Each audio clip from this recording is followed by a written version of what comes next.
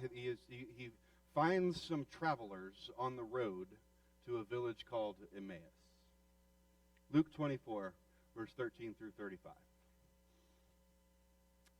Now on that same day, the day of the resurrection, the day the resurrection was discovered, on that same day, two of them were going to a village called Emmaus, about 7 miles from Jerusalem, and talking with each other about all these things that had happened. While they were talking and discussing, Jesus himself came near and went with them, but their eyes were kept from recognizing him.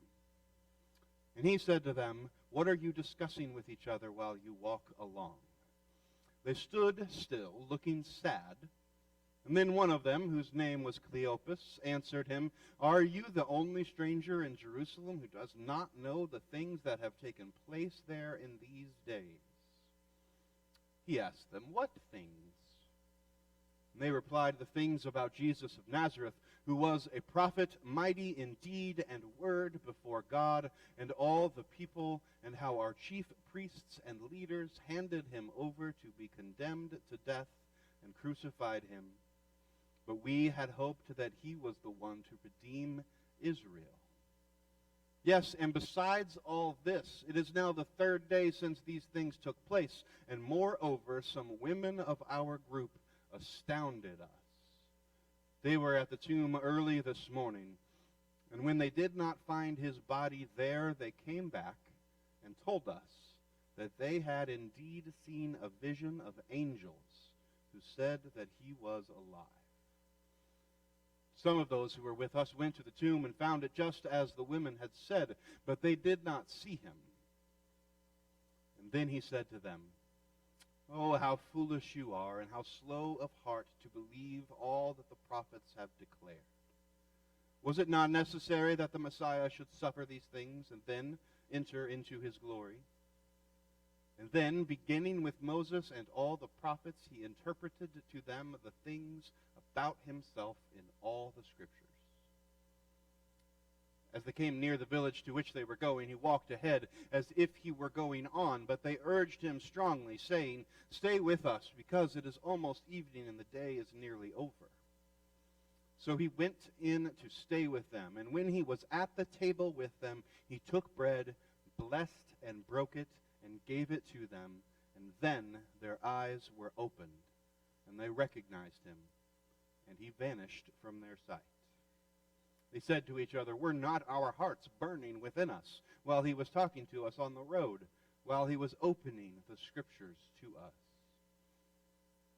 In that same hour they got up and returned to Jerusalem, and they found the 11 and their companions gathered together, and they were saying, "The Lord has risen indeed, and he has appeared to Simon." And they told them what had happened on the road, and how he had been made known to them in the breaking of the bread. I love all of these stories post-resurrection, before Acts, before the book of Acts and the ascension of Jesus Christ. These moments with various disciples have had encounters with the risen Jesus Christ. The discovery of the missing body of Jesus, the announcement of the resurrection, with exciting and confusing time. And if I haven't said it yet this year, I'll say it right now. Without women preachers, there would be no gospel of Jesus Christ, because we wouldn't have found out. They were the ones who told the story first. And of course, Peter had to go see for himself, right? And those first moments are filled, of course, with wonder and excitement and maybe a little fear and confusion. And then a risen Jesus Christ is just there. He's just around. It's important for us to know that Jesus stayed around, that each one of the gospel accounts has at least one story of a resurrected Jesus Christ. Jesus back from the dead doing something with the disciples. This is not just Peter reporting to the world that Jesus had been resurrected. This is not just one person, the testimony of one witness that then spread through the apostles, that then spread through the disciples, and then into Jerusalem. There are stories of all these people who see the resurrected Jesus Christ. Jesus shows up. That is the point of these stories. They saw him die. They saw him dead. They knew he was buried. And then he's just back. He's alive. And I love these stories because they're all just so normal. I've been trying to emphasize the emotional experience and reaction of the disciples since Palm Sunday and through Holy Week. Trying to experience this with them as they were experiencing without much analysis or theology or preaching. And so we watch our friend executed. We see him buried, and then our friend is just back and around and hanging out. I mean, eventually there's some excitement and there's some confusion at first, and then it's just, you want to go get something to eat? Like, what do we do? Like, our friend's back. Do we just do what we used to do? Would we get used to it? Would it become just another part of our lives? Like, oh, yeah, that's Bob. He was dead, and now he's not. Like,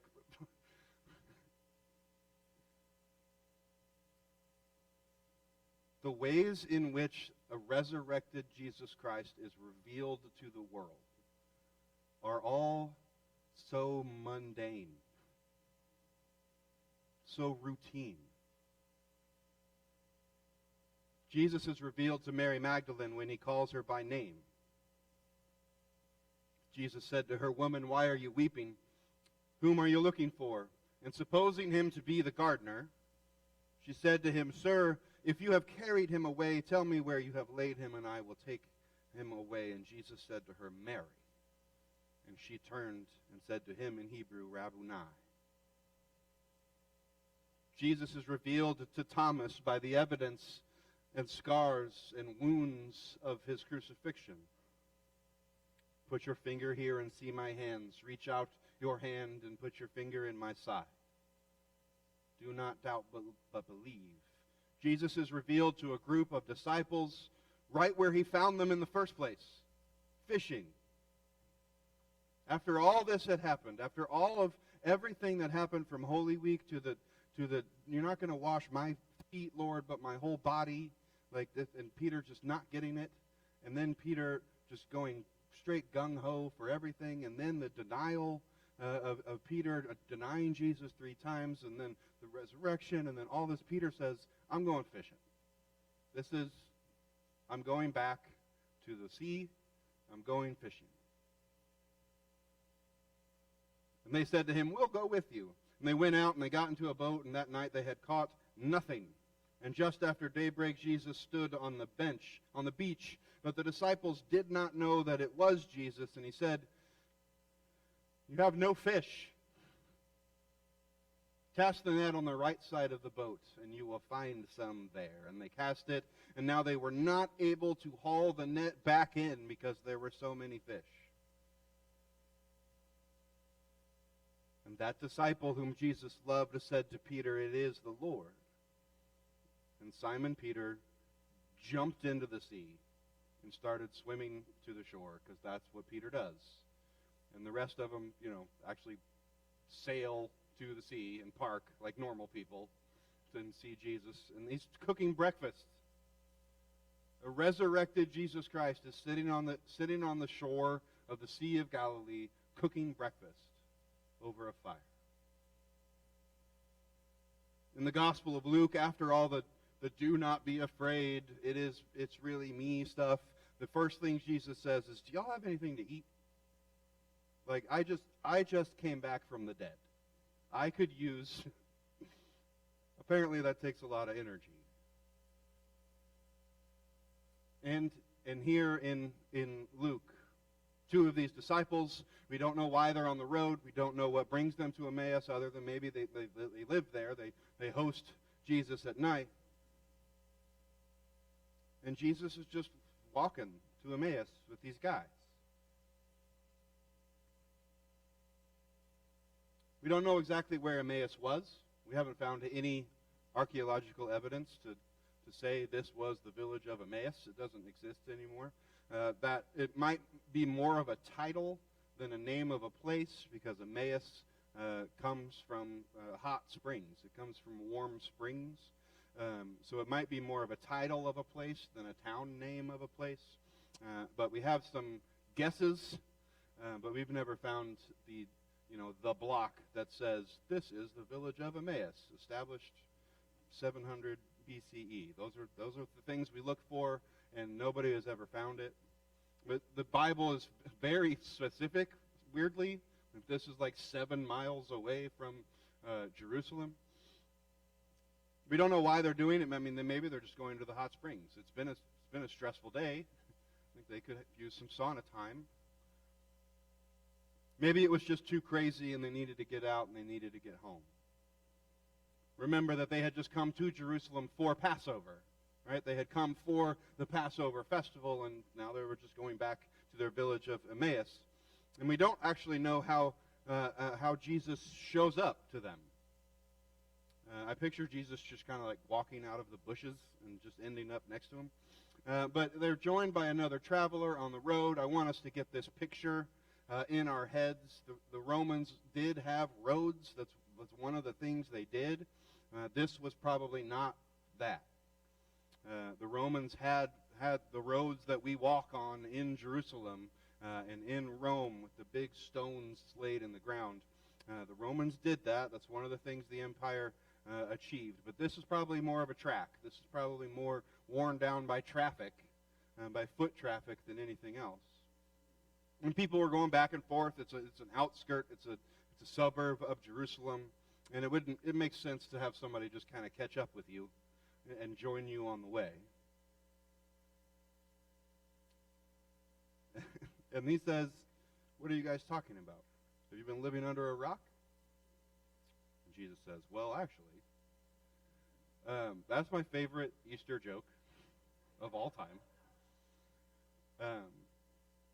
What, have you been living in a cave? Well," and he opens the scriptures to them. This would have been a great place to put that, right?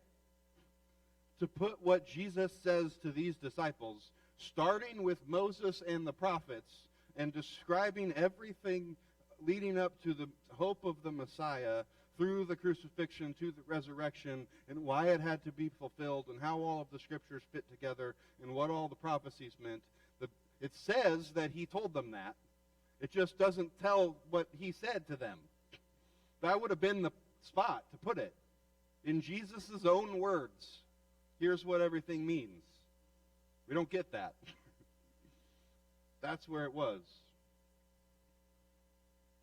And these guys invite their fellow traveler to dinner, stay with them, and sitting down at the table, Jesus mimics the Lord's Supper. And in that moment, he is revealed to them. He is made known to them. And then it says he disappears. That's probably just storytelling, to be honest. But he was made, they recognized him when he sat down and he did the communion stuff, the breaking of the bread and the passing out. So a resurrected Jesus Christ was revealed by walking and talking, fishing, cooking, eating, naming, touching. If the resurrection was a movie, it would be the kind of movie that I don't like to watch. In the resurrection movie, in our heads and in my head, the stone door of the tomb explodes outwards, right? And Jesus Christ comes flying out, and he's gold and white, and he flies, and he just immediately punches Caiaphas in the face and takes his seat on the throne of Jerusalem. The heavenly host ride out of the skies on winged white Arabian horses. And the Romans all run back to Italy. And Jesus is white and gold, and he sits down in the throne. That's not the gospel resurrection story. Jesus is just there. It's almost anticlimactic. It's like, oh, didn't that guy die? Yep. All right. Cool. What's next? The resurrection is not revealed in shining glory and fanfare. The resurrection of Jesus Christ is revealed in everyday things, in routine things. Just life stuff. It's subtle. It's quiet. It's gentle. It's familiar. Your resurrection, whatever it is, doesn't have to come with glory and fanfare. Your new life in Jesus Christ doesn't have to be showy and spectacular. In fact, it's usually not. Like this resurrection of Jesus Christ, there's probably some moments in the beginning that feel exciting and that feel new and that feel exciting because they're confusing maybe, and maybe they're a little frightening, but eventually it just becomes about routine. It becomes about normalcy. Resurrection is revealed in the simple, subtle living of everyday life. In showers and laundry and mail and a hot meal. It's not about a single moment of splash and sizzle. It's about the choices that we make. The new life in Jesus Christ is revealed in us and revealed to us in these little moments. We don't reveal the resurrection of Jesus Christ to other people like it's a Las Vegas magic show where we say ta-da at the end.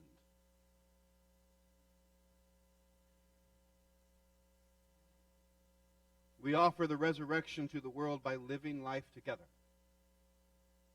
by walking and talking together, by eating together, by sharing our pain and our wounds and our scars, by sharing our stories, by getting to know each other and letting ourselves be known. If you're waiting for action hero Jesus to come flying out of the clouds on a Pegasus, stop waiting.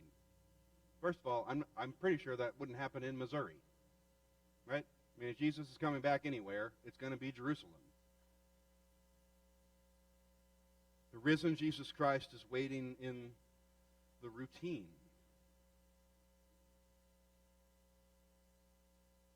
At the breakfast table, at the dinner table, walking the trails and fishing and cooking on the shore, in the conversation, in the signs and marks and scars of our pain. I don't want to put any limits on where and how God might show up, and I'm certainly not an expert, but my suspicion is the more flashy something is, the less likely the risen Jesus Christ is to show up.